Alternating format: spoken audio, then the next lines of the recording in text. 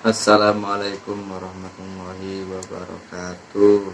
Alhamdulillahirabbil alamin. Shalatu wassalamu ala asrofil anbiya'i wal mursalin sayyidina wa maulana Muhammadin wa ala alihi washabihi ajma'in, amma ba'du. Yang terhormat Bapak Nasiruddin SPDI MSI selaku dosen pengampu mata kuliah ilmu pendidikan dan kawan-kawan PAI yang insya Allah dirahmati Allah SWT.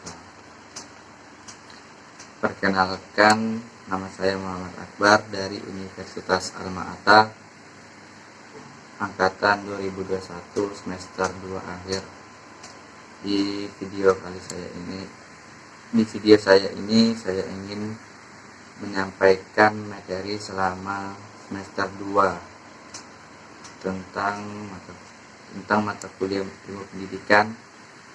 Ada 3 materi. Yang pertama, memahami pentingnya usaha-usaha pembaruan inovasi pendidikan. Yang kedua, faktor-faktor pendidikan.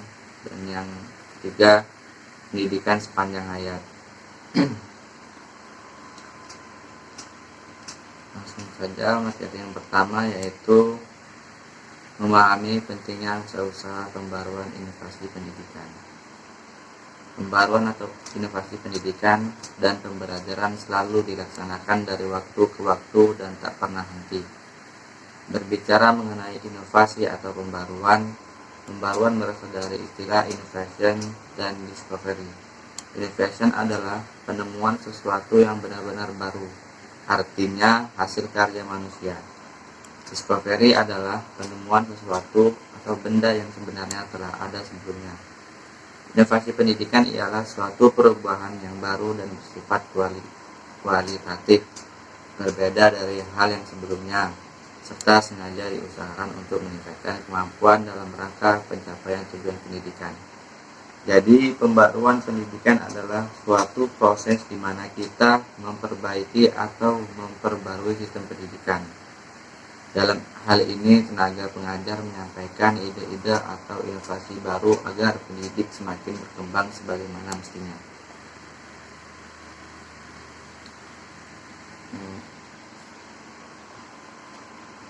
Dalam materi ini ada pengelolaan pendidikan. Pengelolaan atau manajemen pendidikan dapat diartikan sebagai serangkaian kegiatan merencanakan, mengorganisasikan, memotivasi, mengendalikan, dan mengembangkan segala upaya di dalam mengatur dan mendayagunakan sumber manusia, sarana dan prasarana untuk mencapai tujuan pendidikan secara efektif, efisien, dan produktif. Fungsi manajemen pendidikan ini meliputi perkiraan, pengambilan keputusan, pengorganisasian, kontrol, hingga pengawasan. Beberapa fungsi ini harus diterapkan oleh setiap lembaga pendidikan, terutama lembaga pendidikan formal.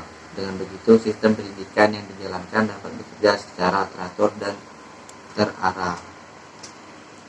Selanjutnya, inovasi dalam pendidikan, yaitu yang pertama, sekolah menengah pertama terbuka, yang disingkat SMPT.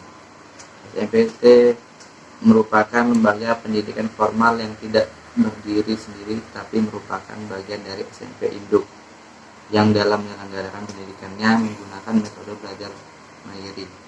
Yang kedua, sekolah menengah atas terbuka atau yang disingkat SMAT. Pengertian SMA terbuka adalah subsistem pendidikan pada jenjang pendidikan menengah yang mengutamakan kegiatan belajar mandiri para peserta didiknya dengan bimbingan terbatas dari orang lain. Yang ketiga ada UT atau Universitas Terbuka, adalah perguruan tinggi negeri PTN ke-45 di Indonesia yang menerapkan sistem belajar terbuka dan jarak jauh. Sistem belajar ini terbukti efektif untuk meningkatkan daya jangkau dan pemerataan kesempatan pendidikan tinggi yang berkualitas bagi semua warga negara Indonesia, termasuk mereka yang tinggal di negara-negara terpencil, baik di seluruh Nusantara maupun di berbagai belahan dunia. Yang selanjutnya, bentuk inovasi pendidikan. Yang pertama ada top down model, yaitu inovasi pendidikan yang diciptakan oleh pihak tertentu sebagai pimpinan atau atasan yang diterapkan kepada bawahan, seperti halnya inovasi pendidikan yang dilakukan oleh Kemendiknas dana Kemenak selama ini. Yang selanjutnya ada bottom up model. Bottom up model adalah inovasi dan hasil ciptaan dari bawah serta dilaksanakan sebagai upaya meningkatkan penyelenggaraan dan mutu pendidikan. Model inovasi yang diciptakan berdasarkan ide, pikiran, kreasi, dan inisiatif dari sekolah, guru, atau masyarakat yang umumnya disebut model bottom up innovation. Yang selanjutnya, materi pengertian pendidikan sepanjang hayat. Pendidikan dan belajar sepanjang hayat didefinisikan sebagai pengembang potensi manusia melalui proses yang mendukung secara terus-menerus yang menstimulasi dan memberdayakan individu-individu agar memperoleh semua pengetahuan, nilai-nilai, keterampilan, dan pemahaman. Pendidikan sepanjang hayat atau PSH merupakan suatu gagasan atau konsep, bahkan direkomendasikan sebagai suatu konsep induk dalam upaya inovasi pendidikan. Dengan kata lain, PSH bukanlah merupakan suatu jalur atau satuan, melainkan sebagai suatu ide yang menjadi landasan pengembangan jalur ataupun suatu pendidikan. Hakikat pendidikan sepanjang hayat yaitu pendidikan hanya berakhir apabila manusia telah meninggalkan dunia ini. Yang kedua, pendidikan sepanjang hayat merupakan motivasi yang kuat untuk merencanakan dan melakukan kegiatan belajar mengajar. Yang ketiga, kegiatan belajar ditunjukkan untuk memperbarui atau meningkatkan pengetahuan, sikap, dan keterampilan. Selanjutnya, tujuan pendidikan sepanjang hayat yaitu pertama, mengembangkan potensi kepribadian manusia sesuai dengan kodrat dan hakikatnya, yakni seluruh aspek pembawaannya seoptimal mungkin. Yang kedua, mengingat proses pertumbuhan dan perkembangan kepribadian manusia bersifat hidup dan dinamis, maka pendidikan wajar berlangsung selama hidup manusia. Ketiga, menciptakan belajar untuk hidup dan membentuk masyarakat belajar. Yang keempat, sebagai pembelajar mandiri. Yang kelima, membangun seseorang untuk meningkatkan produktif individu, organisasi, tempat bekerja, dan negara, mampu mengembangkan potensi pengetahuan dan keterampilan yang dimilikinya. Yang selanjutnya yaitu tahap proses belajar pendidikan sepanjang hayat.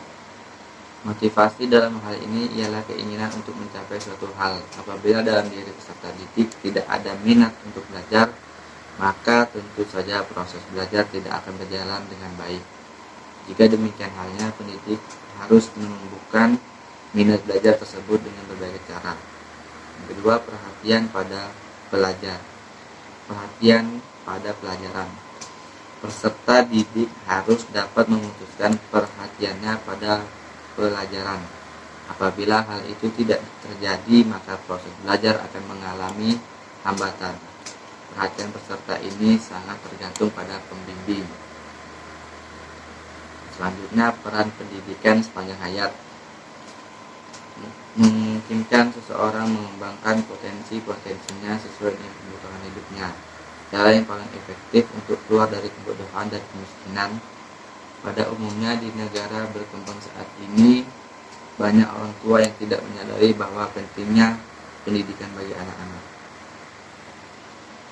Yang selanjutnya, tahap proses. Selanjutnya, faktor-faktor pendidikan. Pada materi ini saya akan menjelaskan faktor pendidikan. Yang dimaksud dengan pendidikan secara umum, pendidikan adalah suatu proses pembelajaran pengetahuan, keterampilan, dan kebiasaan sekumpulan manusia yang diwariskan dari satu generasi ke generasi selanjutnya melalui pengajaran, pelatihan, dan penelitian. Ada juga yang mengatakan definisi pendidikan adalah suatu usaha sadar yang dilakukan secara sistematis dalam mewujudkan suasana belajar mengajar agar para peserta didik dapat mengembangkan potensi dirinya.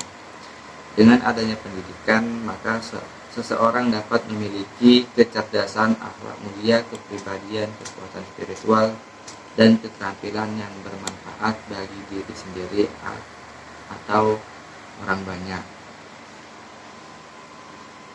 Fungsi tujuan menurut Horton dan Horn, lembaga pendidikan dan kaitannya dengan fungsi pendidikan adalah sebagai berikut: mempersiapkan setiap anggota masyarakat agar dapat mencari nafkah sendiri, membangun, mengembangkan minat dan bakat seorang demi kepuasan pribadi dan kepentingan masyarakat umum. Selanjutnya, jenis dan hierarki tujuan pendidikan. Hierarki tujuan adalah tingkatan tujuan mulai dari tujuan yang paling umum sampai kepada tujuan yang paling khusus atau sebaliknya. Jenis-jenis tujuan pendidikan: yang pertama, tujuan pendidikan nasional; yang kedua, tujuan institusional; yang ketiga, tujuan kurikuler; yang keempat, tujuan instruksional atau pembelajaran.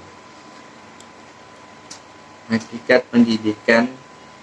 Pendidikan adalah orang yang mempunyai tanggung jawab dan mempengaruhi jiwa serta rohani seseorang, yakni dari segi pertumbuhan jasmaniah, pengetahuan, keterampilan, serta aspek spiritual dalam upaya perkembangan seluruh potensi yang dimiliki oleh seseorang tersebut sesuai dengan prinsip dan nilai ajaran Islam, sehingga menjadi insan yang berakhlakul karimah.